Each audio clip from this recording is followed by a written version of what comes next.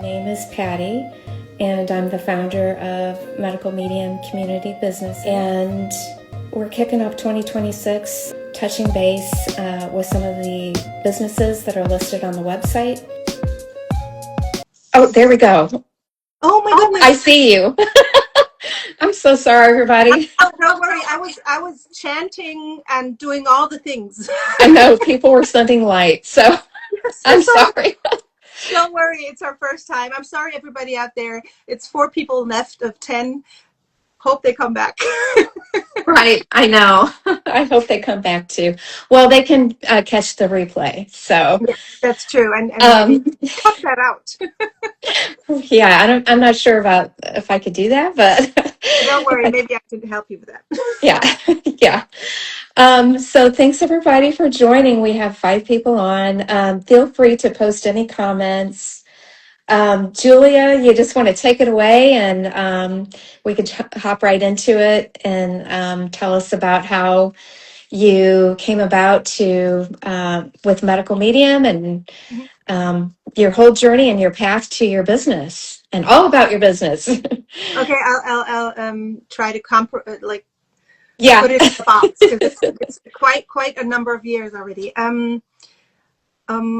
I came upon Medical Medium in 2018, and I've been sick basically my whole life, but very sick since about 2015, and which was topped in 2018 by a bad car accident where I had an undiagnosed a brain hemorrhage, which even made things worse. It was I was people know the Bell scala. I was at Bell 30, which was really tough because I was still working and because I'm an entrepreneur, and things have to sort of move on to be able to pay rent and all the things. And also I love my job, so the things I like to do are important to me.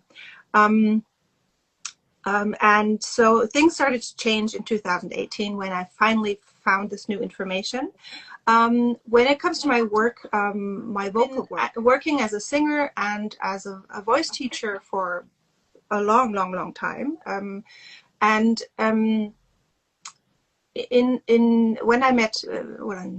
I found the information of Medical Medium, I had been already working way over 10 years. Thanks, Michael. Thank you. With applied vocal physiology. This is what you tried out in this tryout lesson with me in the vocal checkup, Patty. And it came to me when I was still in music school, and I had this wonderful teacher, Elisabeth Künstler. I don't know if you ever see this video. I owe a lot to you. She was a lovely lady, and she taught me classical singing. And because that's what I wanted to do since I was like 14. Before that, I had violin lessons, and because I loved classical music. And then I went into classical singing because that's what I wanted to go. Today, I don't do classical music anymore, but that's a different story. I sort of changed ways. But in, I think, how long is this? This is also about 20 years ago.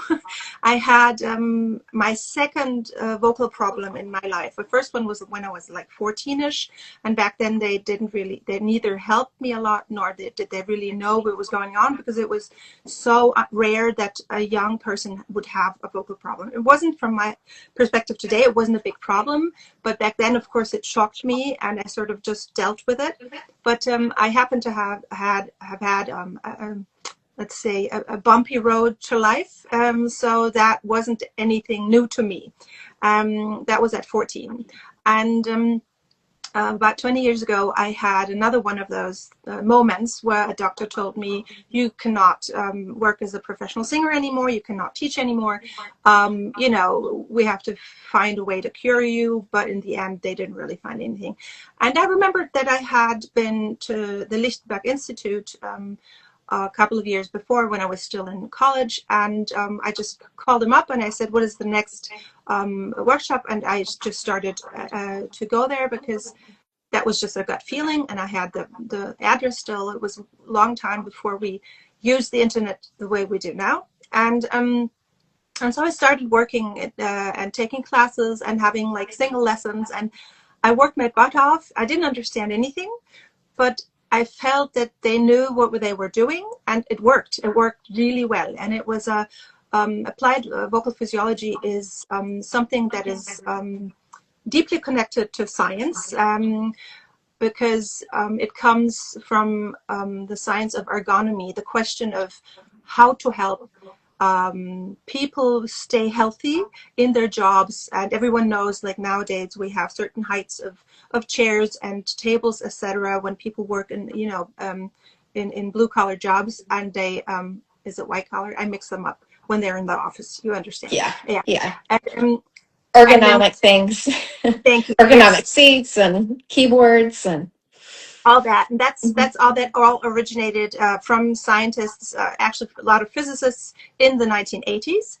And the Lichtenberg method was one of those things that sort of came out of that. And so which was very dear to my heart, because I really like the techniques that science teach us, and be it social science or basically any science. And so I sort of got hooked really fast, because it was just, it made sense.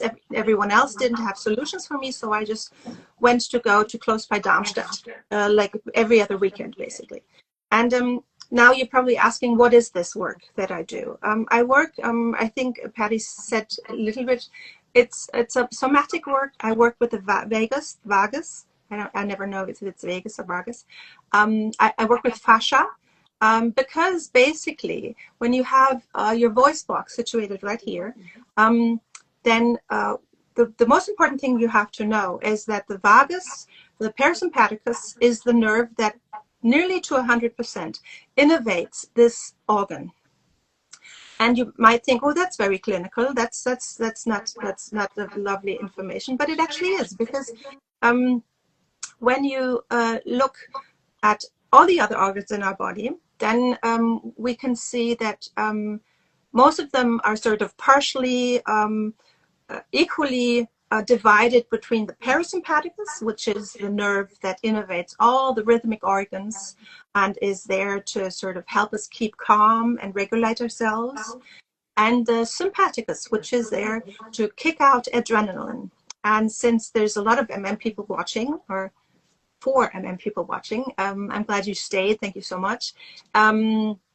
You all know adrenaline is a big topic for everyone who tries to stay healthy, be it psychologically, be it physically. Adrenaline is, teaches us that it's the thing to watch out for. And I didn't even say what I was diagnosed with. Next to having a brain hemorrhage, I had, actually still have, MEC-FAS. I have a milder version of it, so I sort of can still work, but I'm still recovering after all these years. It's just a very tough nut to crack. It's one of those things that not only the longer you have it, the more you have to really fight against it, but it affects the cranial nerves, and the vagus is the 10th cranial nerve.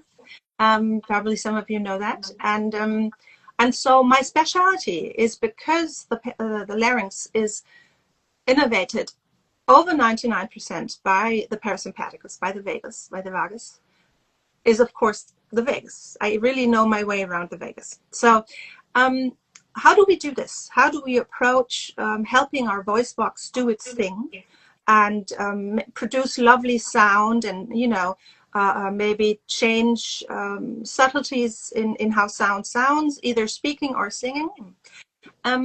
We do it sort of through the back door, because the parasympathicus, the vagus, is not a nerve that we can sort of speak to directly. Like if I want to get big enough muscles here, and I just do push-ups or something like that, that's something my mind sets its will to, and I use my will to actually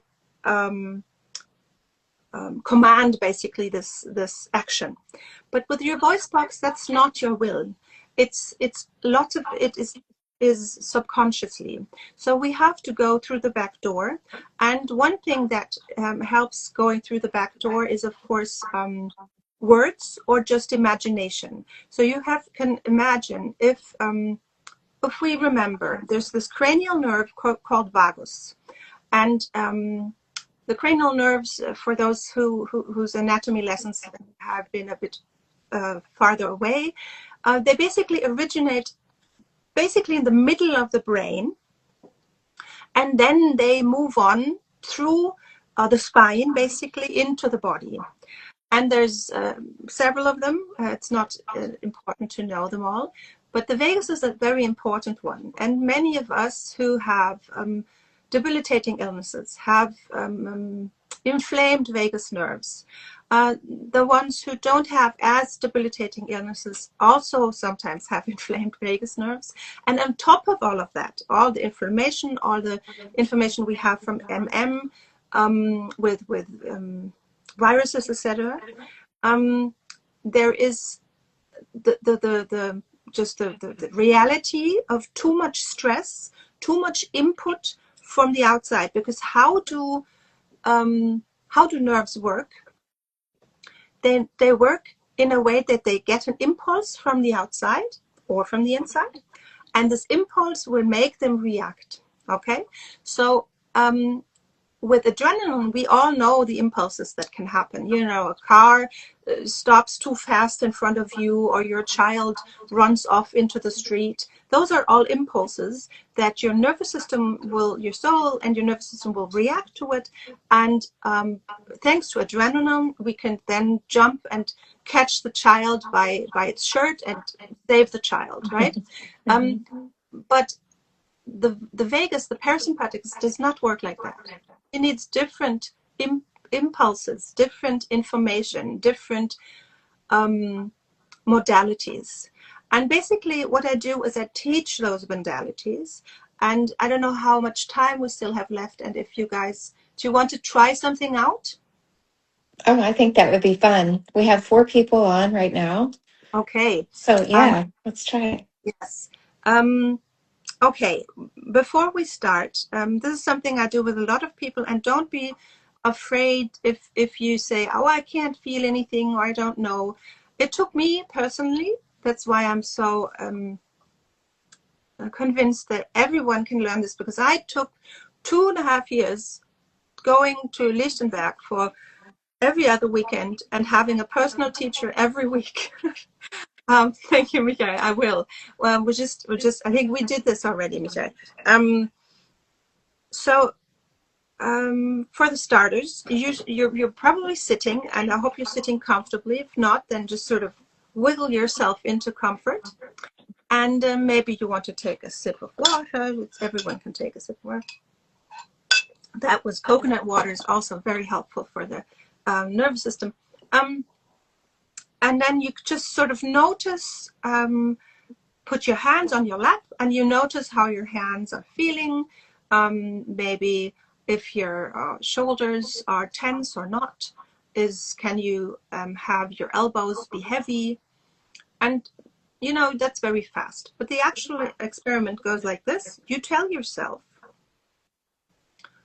you're going to lift your hand, but you're not going to act upon this impulse.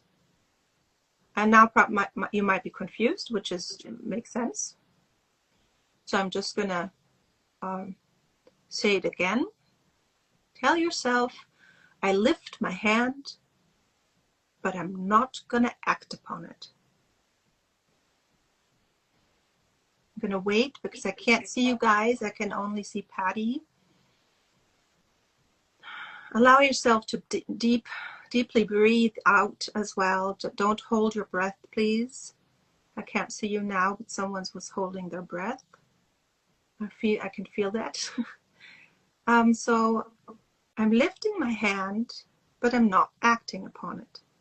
And maybe some of you are already noticing some changes in how the hand felt. I'm going to go through a couple of things that sometimes happen. Sometimes, if you're not too used to this weird kind of question, you could get a very stiff or holding shoulder, like it's confused, or you have the feeling there's like this jiggering experience in your arm, which could be the tendons trying to lift up your hand. That's okay. You can just lift up the hand actually in reality and put it right back where it was. And then just start over. I'm going to lift my hand, but I'm not acting upon it. And maybe some of you, like Patty, have done this with you, and I see your face and it's changed already a little bit, and you probably feel maybe parts of your jaw being a little more loose now because all of the tension we had with the derms and the internet computer. Yeah. Right? Yeah, we were both nervous. It's a little tense. Yes, of course. And everyone has things happening like this in their life all the time. So maybe now things are a little bit more relaxed in the arm and in the shoulder, and the hand might express a state of maybe like as if there was tiny sound like shh or something like that in the hand, or as if it was floating above your lap. Yeah, and we have to remind ourselves to be able to let ourselves exhale as well again. So I say I'm yawning like crazy. Perfect. Yeah, that's great. That's a very yawning is always a vagus parasympathicus reflex, and that's also the connection. That's the connection we can sort of make logically why this is the back door to our nervous system. And thank you, Flora. Yawning is a reflex of the voice box, the larynx. And so this is basically, in a nutshell, why these two things go together. And there's another thing sometimes people ask me, so how do you do inner work? How do you do personal development work with people with this? I'm going to say a short sentence to that. It's exact like a big topic. I have lots of tools besides the applied vocal physiology. I'm an angel whisperer on the side and all these things, but basically what happens is when we get in touch with our tissue, with our body tissue, with our system as a whole, and sort of go look at it somatically, what is happening in our body. There's this one thing that I do with people. We don't ignore emotions. That's not what we do. But we sort of recognize them. Here's the emotion. And then we put it in a little box for later. And then we can look at what's happening in the body with a more objective view. It's not as clouded as the emotion would maybe give us, which doesn't deny the emotion, and it doesn't put the emotion away. We can take it out of the box, which we will do. But first we sort of look what's actually happening in the body. And as soon as we sort of have the ability to differentiate between, oh, this is happening in my body, and this is maybe an emotion, and then we can, it's all about differentiation, learning what belongs to whom and what belongs where, and which maybe part of our system said, hello, I'm here first. Yeah, sometimes they go at the same time. Julie, I have to share, so you and I had met before, and you had showed me that technique, and I actually used it at my work. So I was very, very stressed at work over something, and I could just feel it in my shoulders. Like I get it in my stress in my neck and my shoulders, like I'm all tensed up. And then I did your little technique, and I said to myself, I'm stressed, but I'm not going to be stressed. And I just kept repeating that. And I can't really explain it, but it's just like you said, being in tune with your body, and just everything just like, boom, relaxed. I was just out of being stressed. I'm so glad. Yeah. I'm so glad. Yeah. because what you did is you were a fast learner. There's not everyone's going to be a fast learner. I was not a fast learner, so I'm very open to non-fast learners out there. But what happened was we worked somatically just on what can we offer the tissue, the body, the muscles, the tendons in your body. And before that, we just acknowledge that that's the way they are. And then we offer the system a different approach. And we don't do anything. It's not like we don't climb a tree, or we just think a thought, or we look at a picture, and there's all sorts of triggers that we can use, inputs that we can use, smell, what we see, that's all something that does something with our nervous system. And you learned it very fast. So you were able to sort of use that sentence and go into neutrality. Don't go into, oh, this is awful again, and there's this and that. You know how we do that. Everyone does that. It's just human. But you were able to sort of tap into your system and then offer something new and let your system regulate itself. And that's what we do with voice. And then the vocal part, what also comes on top of that is not only do we recognize our now I'm losing English. I'm sorry, that happens sometimes. To be honest, my brain hemorrhage is a long time ago now. It's nearly 10 years. This year, I think it's 10 years. But there's still sometimes pop up in my system that I can't remember a word. Blockages, this is the word I was looking for.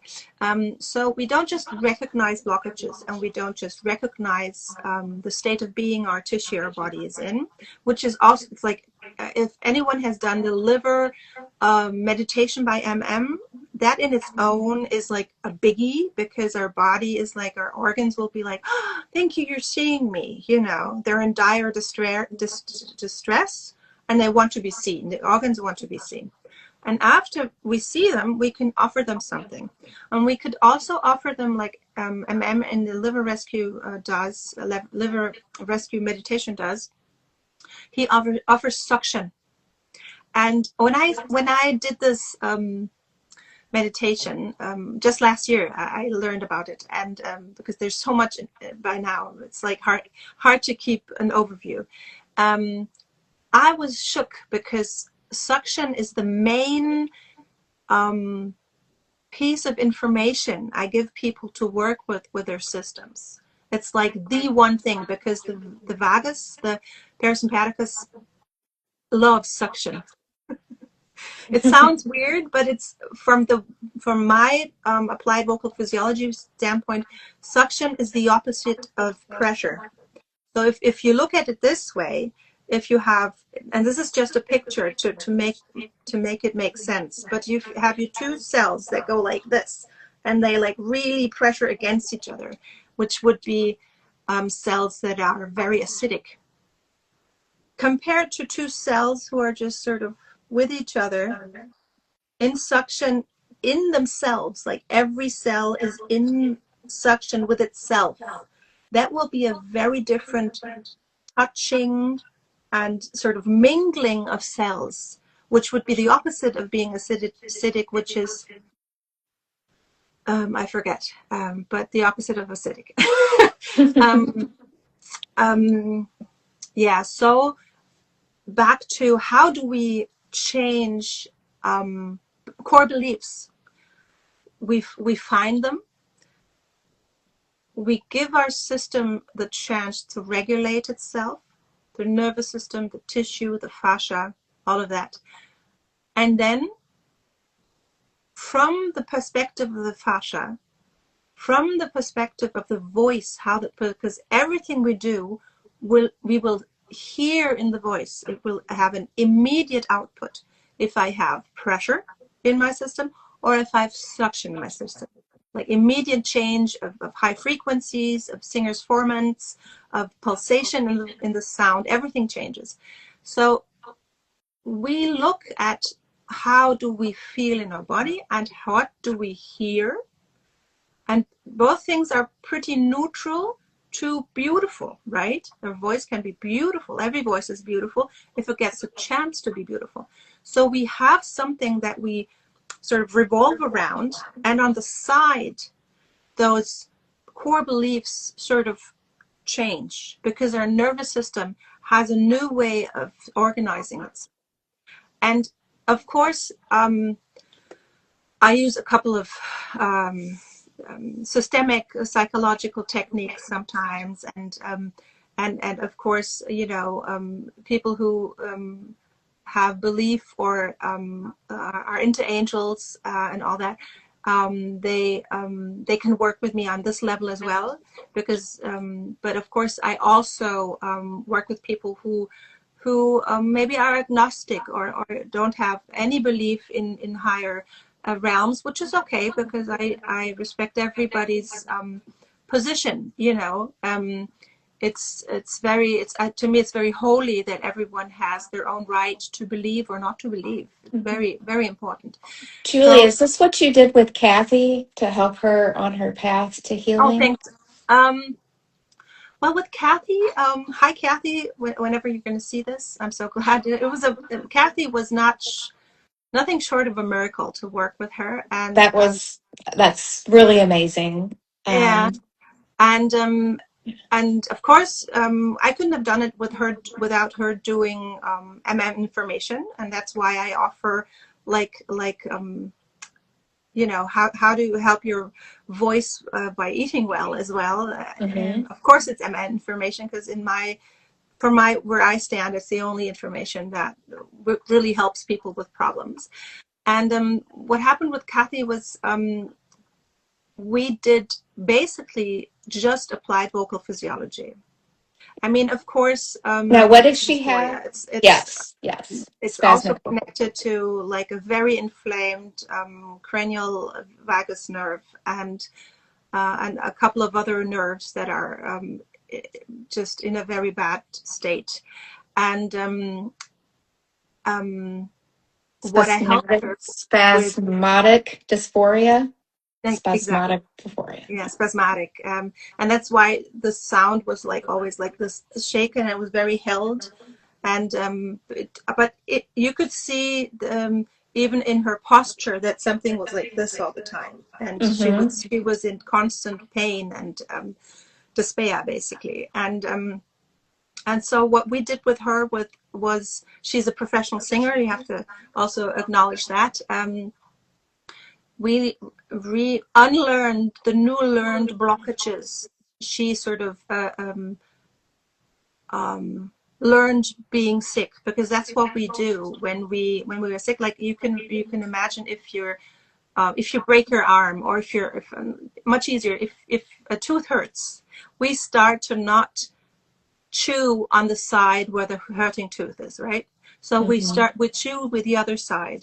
And what happens a lot of times is that suddenly this side becomes really like tired or even inflamed or all these things because we're not chewing on the other side anymore.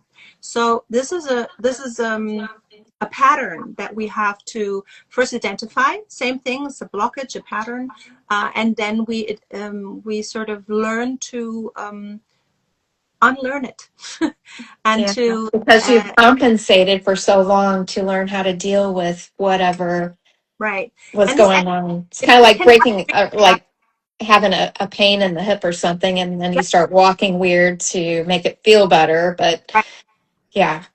right. And those patterns come really fast. They come really fast because, you know, hurt makes you act. And if there's no other way around that, that's what you're going to be offering. And the other day I had the opportunity to work with someone who was actually bedridden, and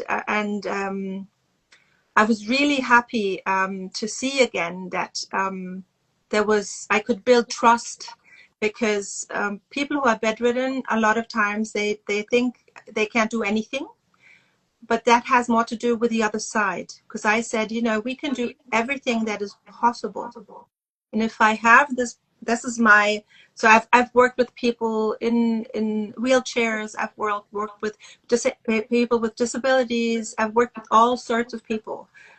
because I always work with the nervous system, and I start working where those people are in that moment. And it can be every day different, which is okay.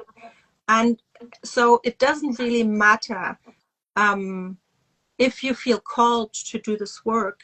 You can, you don't have to be afraid to do this work, because it's such a soft, very even timid approach, but it still has a very deep impact. Because if we let our nervous system regulate itself, then it will, how do I say, will not only regain sort of the management position in the body, in the system. It will, because it's deeply wise, right? Our systems are deeply wise. It knows exactly what it needs. And if you offer I call myself someone who holds a hand. I offer my help, and then I watch the nervous system, and I see what happens in the face and the eyes, and how is the face holding, or is it loosening up? Because that's what I can see. I can see how the muscles react, etc. So I will offer things that make the system first sort of let go a little bit, which means trust for the nervous system. The nervous system learns to have trust, which is a big thing. And then I offer things so it can sort of find the self-regulation. And it doesn't matter if someone is bedridden, or if someone is an active a sports geek, or if someone is an opera singer, or if someone teaches, or it doesn't matter, or if someone is in a wheelchair, or has spasmic dysphonia. Of course, I will have to be even more careful with someone with spasmodic dysphonia, but and I always like to have people also be in medical care, because I'm not a medical person. I'm just a coach, a voice coach, basically, who helps with blockages. Now, there is something, I will have to read it. Is it? Yeah. It only is this therapeutic work with you, Fragezeichen, or could someone who also wants to learn to sing songs with book? Oh, that's such a great. Thank you, Dora. Yes, of course, the main reason I do this is to sing, to have people sing, because I'm a singer. Thank you so much. That's why I sometimes also work with professional singers or actors, is because there's this one side, you can profit from it, because you have these physical things going on in your life, and you need assistance with whatever you're doing. But of course, everyone who just wants to sing profits from this, because that's where I came from when I way over 20 years ago, when I started Lichtenberg Method. I just wanted to sing again, without care and with ease, and I wanted it to sound lovely. And I teach a lot of people who doing their music abitur, or people who are students at music college. They don't, but what? How do I put this? What unites us all is we all have nervous systems, and we all have had some kind of thing happen to our nervous system. So we all need this kind of care. And so what will happen, it will change every voice, every system to be more self-regulated. And in music words, more self-regulated means actually more pretty, more nice, more beautiful sound. There's another, I have to see, there's another. Can I guess that you, who is speaking, has never yourself had symptoms that has made you bedridden? Thank you for that question. I was never bedridden myself. I was, as I said, I had a Bell 30. I'm an ME/CFS patient, and I don't work full time because of that, and I have not since 2015. I was just, I also had a brain hemorrhage, so I was never fully bedridden, but I have these moments of being bedridden.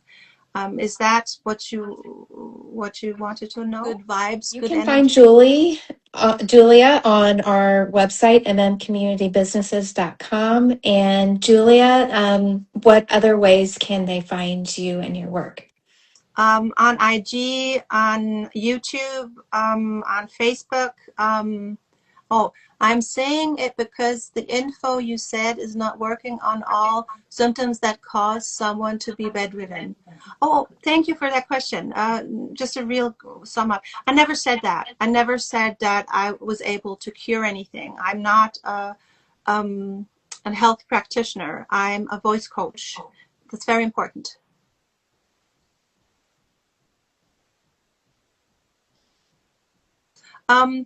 I can help people, yes, loosen up blockages, but I would never dare to say I can cure people. I would never dare to say that. I'm not a doctor. I'm not a health practitioner. Um, I'm sorry if it sounded that way, but it's important to point that out. In German law, I'm not even allowed to pretend I am, and I'm very serious with that. I never pretend that I can. Thank you. Okay, so you can reach me on IG. You can reach me. My name is Julia Döbele, Doeble, or The Wing Whisperer. You can find me on thewingwhisperer.de. You can find me on Julia Döbele on YouTube and on Facebook. And you can you can even book a free first contact, my vocal check-in, and you can see what, and then we can see what we can do. I know I